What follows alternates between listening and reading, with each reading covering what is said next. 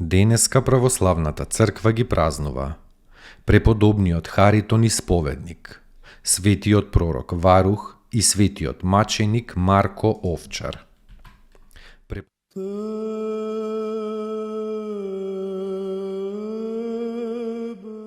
Преподобниот Харитон исповедник, угледен и благочестив граѓанин на градот Иконија, запоен од духот на својата сограѓанка Света Текла, Харитон јавно го исповедал името Христово. Кога почнало острото гонење на христијаните во времето на царот Аврелијан, Харитон веднаш бил изведен на суд пред хегемонот. Судијата му рекол да им се поклони на боговите, на што Харитон му одговорил: сите ваши богови се бесови кои некогаш поради гордоста се isfрлени од небото во адот подземен. И Харитон ја објавил јасно својата вера во единиот жив Бог, Творецот на се и во Господа Исуса, Спасителот на луѓето.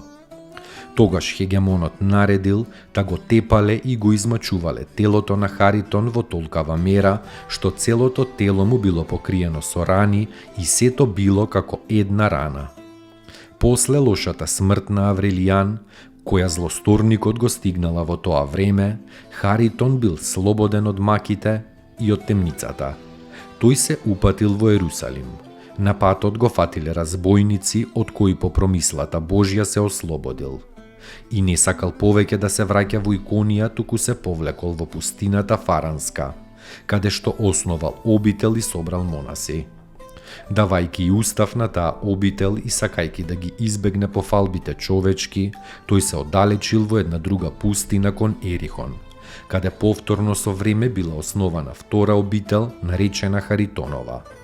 Најпосле основал и трета обител, Сукиска, на грчки викана Стара Лавра. Завршил во длабока старост и се преселил во славата на својот Господ на 28 септември 350 година. Неговите мошти почиваат во неговата прва обител.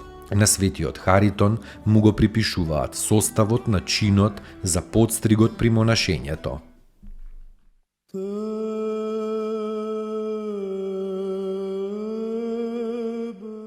Светиот пророк Варух, ученик и верен пријател на пророкот Еремија, го прорекол враќањето на јудеите од робството вавилонско, пропаста на Вавилон и доаѓањето на Синот Божји на земјата.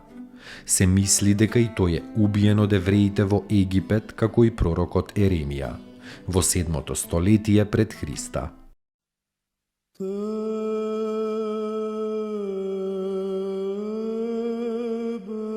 Светиот маченик Марко Овчар.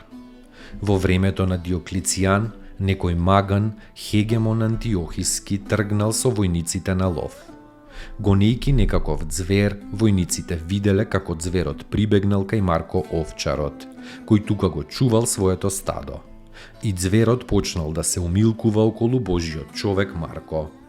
Видувајќи го тоа, 30 војници побарале поука од Марко и поверувале во Христа, па веднаш биле обезглавени.